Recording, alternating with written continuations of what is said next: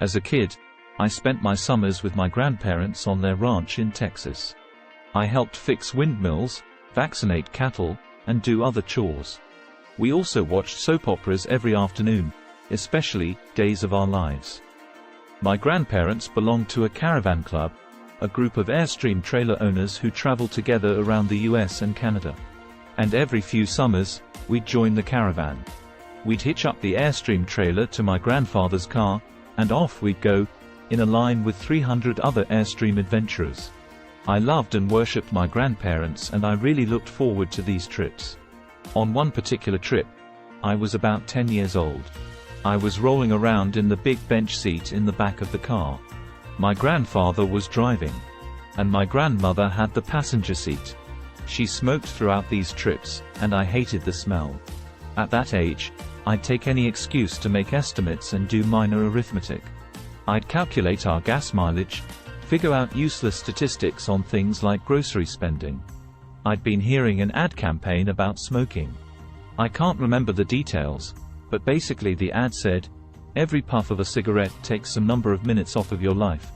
I think it might have been 2 minutes per puff. At any rate, I decided to do the math for my grandmother. I estimated the number of cigarettes per day, estimated the number of puffs per cigarette, and so on. When I was satisfied that I'd come up with a reasonable number, I poked my head into the front of the car, tapped my grandmother on the shoulder, and proudly proclaimed, at 2 minutes per puff, you've taken 9 years off your life. I have a vivid memory of what happened, and it was not what I expected. I expected to be applauded for my cleverness and arithmetic skills. Jeff, you're so smart. You had to have made some tricky estimates, figure out the number of minutes in a year and do some division. That's not what happened. Instead, my grandmother burst into tears. I sat in the back seat and did not know what to do. While my grandmother sat crying, my grandfather, who had been driving in silence, pulled over onto the shoulder of the highway. He got out of the car and came around and opened my door and waited for me to follow. Was I in trouble? My grandfather was a highly intelligent, quiet man. He had never said a harsh word to me, and maybe this was to be the first time. Or maybe he would ask that I get back in the car and apologize to my grandmother. I had no experience in this realm with my grandparents and no way to gauge what the consequences might be. We stopped beside the trailer. My grandfather looked at me, and after a bit of silence, he gently and calmly said, Jeff, one day you'll understand that it's harder to be kind than clever. What I want to talk to you about today is the difference between gifts and choices. Cleverness is a gift, kindness is a choice. Gifts are easy, they're given after all. Choices can be hard. You can seduce yourself with your gifts if you're not careful, and if you do, it'll probably be to the detriment of your choices. This is a group with many gifts. I'm sure one of your gifts is the gift of a smart and capable brain. I'm confident that's the case because admission is competitive, and if there weren't some signs that you're clever, the dean of admission wouldn't have let you in. Your smarts will come in handy because you will travel in a land of marvels. We humans, plodding as we are, will astonish ourselves. We'll invent ways to generate clean energy, and a lot of it. Atom by atom, we'll assemble tiny machines that will enter cell walls and make repairs. This month comes the extraordinary but also inevitable news that we've synthesized life. In the coming years, we'll not only synthesize it, but we'll engineer it to specifications. I believe you'll even see us understand the human brain. Jules Verne, Mark Twain, Galileo, Newton, all the curious from the ages would have wanted to be alive most of all right now. As a civilization, we will have so many gifts, just as you as individuals have so many individual gifts as you sit before me. How will you use these gifts? And will you take pride in your gifts or pride in your choices? I got the idea to start Amazon 16 years ago. I came across the fact that web usage was growing at 2,300% per year.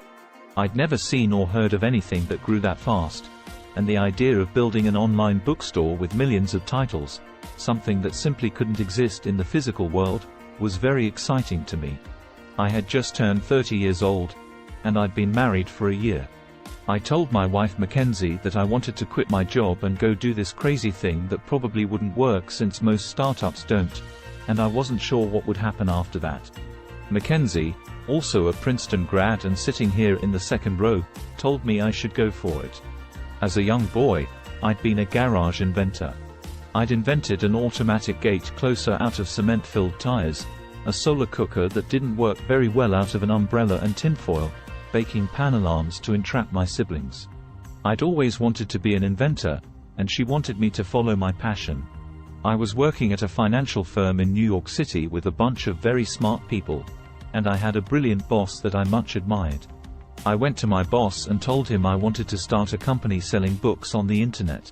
He took me on a long walk in Central Park, listened carefully to me, and finally said, "That sounds like a really good idea, but it would be an even better idea for someone who didn't already have a good job."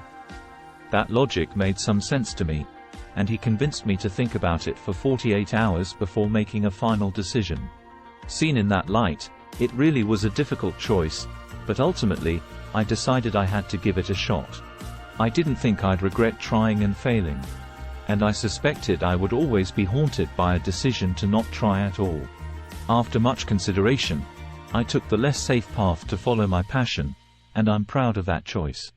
Tomorrow, in a very real sense, your life, the life you author from scratch on your own, begins. How will you use your gifts? What choices will you make? Will inertia be your guide, or will you follow your passions? Will you follow dogma, or will you be original?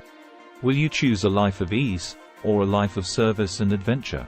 Will you wilt under criticism, or will you follow your convictions? Will you bluff it out when you're wrong, or will you apologize? Will you guard your heart against rejection, or will you act when you fall in love? Will you play it safe, or will you be a little bit swashbuckling? When it's tough, will you give up, or will you be relentless? Will you be a cynic, or will you be a builder? Will you be clever at the expense of others, or will you be kind?